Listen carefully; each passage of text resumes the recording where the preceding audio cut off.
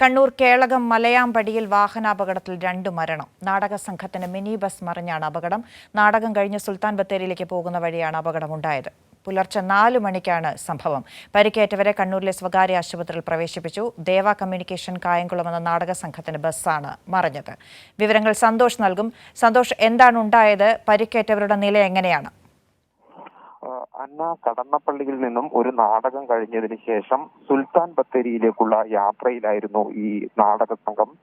കണ്ണൂരിൽ നിന്നും വയനാട് പാൽച്ചുരം വഴി ബത്തേരിയിലേക്ക് പോകുകയായിരുന്നു. അതിനിടെയാണ് കേളകം മലയാമ്പടിയിൽ വെച്ച് ഈ നാടക സംഘത്തിന്റെ മിനി ബസ് മറിഞ്ഞത്. 2 പേർ ഈ ബസ്സിനടിയിൽപ്പെട്ടു പോവുകയായിരുന്നു. 2 പേരും ആശുപത്രിയിൽ എത്തുമ്പോഴേക്കും മരിച്ചു. കായംകുളം മുതുകുളം സ്വദേശിനി അഞ്ജലി, കരുനാഗപ്പള്ളി തേവലക്കര സ്വദേശിനി ജെസി എന്നിവരാണ് മരിച്ചത്.